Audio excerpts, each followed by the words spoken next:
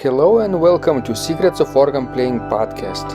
This is a show dedicated to helping you become a better organist. We're your hosts, Vidas And Aušra Motuzaitė Pinkevičienė. We have over 25 years of experience of playing the organ. And we've been teaching thousands of organists online from 89 countries since 2011. So now let's jump in and get started with the podcast for today. We hope you'll enjoy it. Hi guys, this is Vidas. And Aušra. Let's start episode 675 of Secrets of Organ Playing podcast. This question was sent by Steven and he writes, I love this Cipolli pastoral. Thank you. Cipolli is one of my favorite early Baroque composers. I wrote to him, thanks Steven, what other composers do you like? And Steven writes, in a more contemporary vein, I am fond of Dale Wood's music. There are passages in his work that require a legato technique, especially with chords. Sometimes I am at a loss as to how best to play them, finger substitution, but which is best, that sort of challenge. In answer to your question, what composers do I like? Of course, Bach, especially some of the chorale preludes, and I intensely care of the 8 short preludes and fugues attributed to Bach, but maybe not by him. I think his pupil Krebs may have had a hand in composing these. I cannot prove that, of course, but I love these pieces and I have always played them from the Leupold edition, Sandra Soderland editor. I prefer to follow her revelations as to the style and registration. All those pedal. I love them and find they never bore me. I studied them formally with Dr. Laura Ellis, always from the Soderland edition. I never learned them any other way, so I was lucky. Thank you and your life partner for all you do to extend education to all who seek. And I wrote to him again, thanks Stephen, yes, Leupold publishes great educational material. Current scholarship thinks these short preludes and fugues might have indeed have been written by Krebs, but there is no proof. So it's safe to say they were written by the Bach circle. You mentioned finger substitution being a challenge. It's just a matter of time spent and experience. Just continue to play easier pieces and little by little you can master more difficult ones as well. Fingers have muscle memory and something more. They start to sense the best patterns after a while. The first 20 years are difficult and then it's easy. Steven wrote back to me.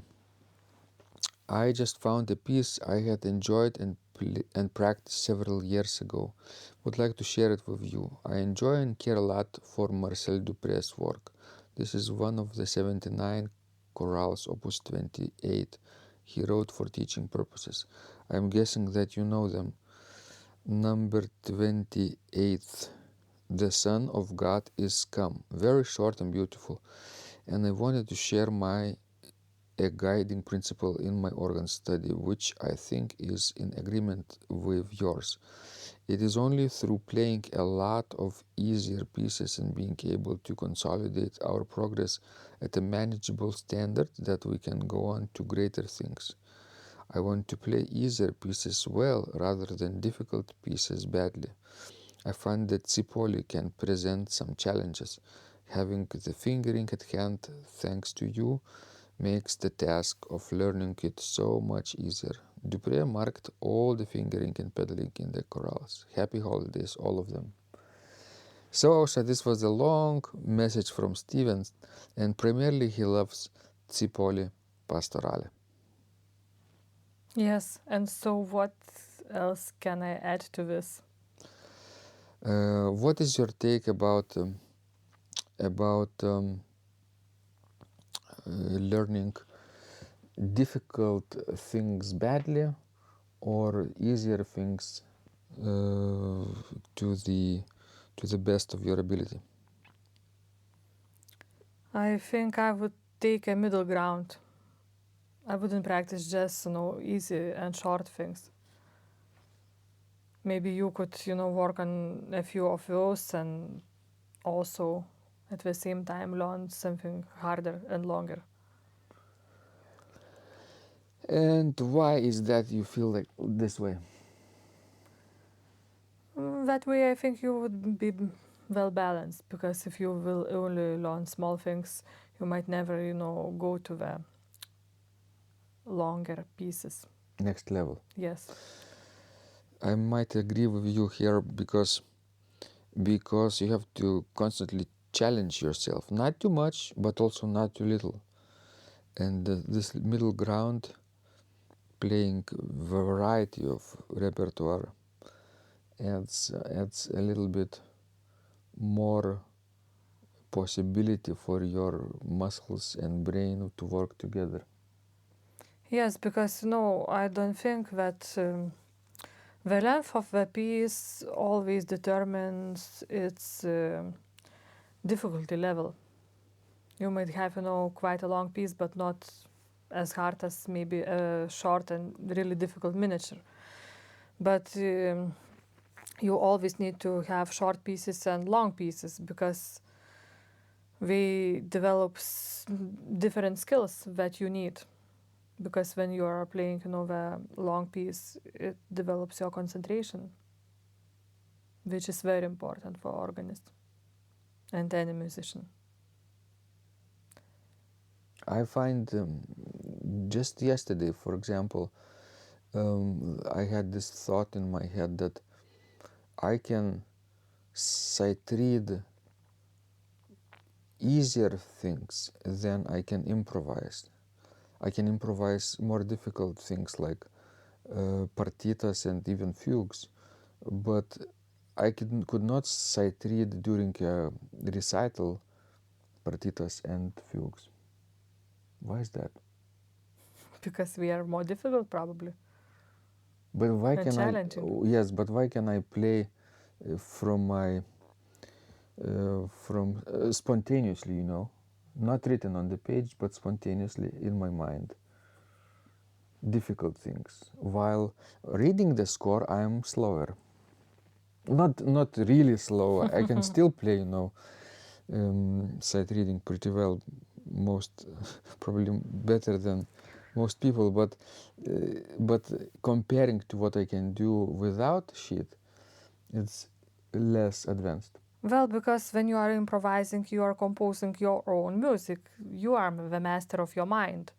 But if you sight reading, somebody else partitas or fugues, let's say, then you are reading other person's mind, which is always is a harder thing. Yeah, it's a little bit seems unconnected to Stephen's idea.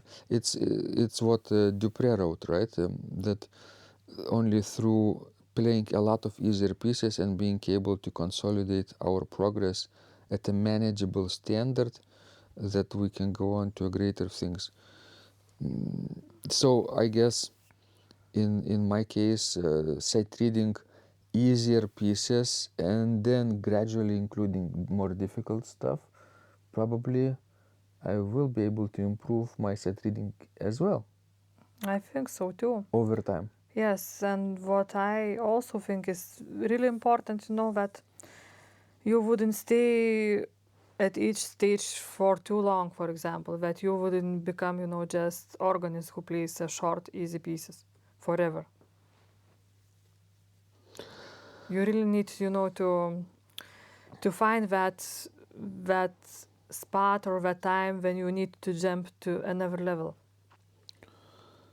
And that might be how soon? Well, when you feel comfortable at doing something, it means you need to jump up to the next level. I would agree here with you. I see some other organists on YouTube, for example, playing only easy pieces really well, or relatively well read, but never advancing to the next level for months or even years. Well, and that's understandable because, when you love to push me, yes, to record something every day, then what do you think I can record a substantial piece every day when I would sleep, eat, and do other things? Oh no, I'm not talking about you. Why are you talking about yourself here? But maybe somebody who records only short pieces have also such a supportive You just created wife this. or husband that pushes all the time. And in order to survive, somebody picks up the Stern collection and records it Do every you day. know many organists who have partners organists and who pushes them to record? I don't know, but there are some. I know at least one. I highly doubt it. Yeah, I think you just recorded your demonstration of Groningen Martinikerk, and that was rather advanced piece,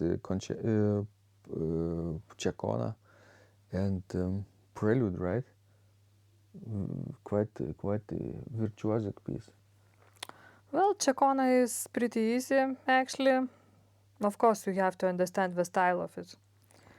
But Prelude, yes. You have to have good finger technique to play it. Are you saying that you're challenging yourself enough these days? Yes, because I have just simply too many things to do, to play too many ideas, and sometimes it's hard to know what to do now and what to leave for the next week and how to organize the work, because there are simply too many things that I need to play and to do. Me too. I also started live streaming on the bench with Vidas series, and I have really so many ideas to play constantly, new music and old music and hymn and improvisations and even theater organ repertoire. So I'm constantly challenging myself, probably more than most people. So I guess for Steven also would be good to have this middle ground. I'm still trying to find my rhythm, what's working for me, not to overextend myself and not to be too relaxed. When I'm too relaxed, I'm bored with organ playing. And when you start to push me, yes, to get more excitement.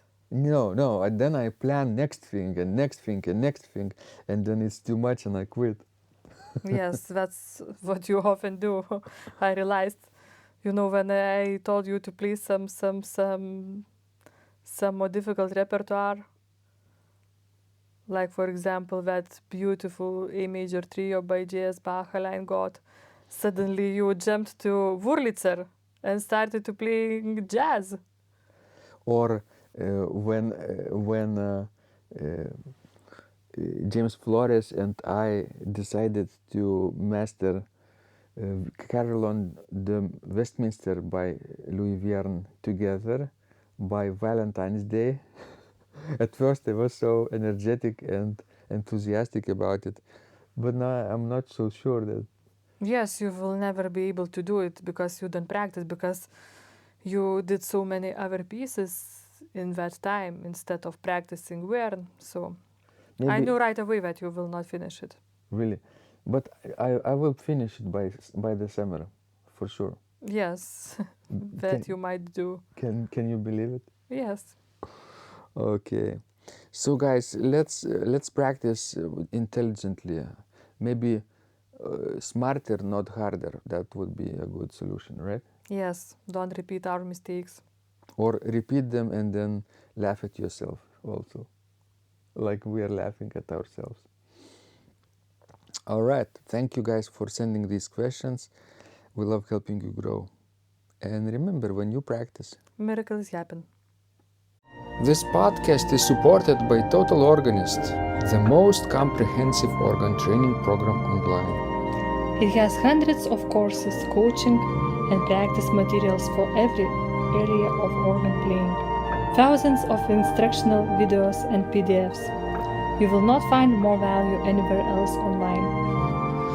Total Organist helps you to master any piece, perfect your technique, develop your sight reading skills, and improvise or compose your own music and much, much more. Sign up and begin your training today at organduo.lt and click on Total Organist. And of course, you will get the first month free too. You can cancel anytime. If you like our organ music, you can also support us on Patreon and get free CDs. Find out more at patreon.com/secrets of organ playing.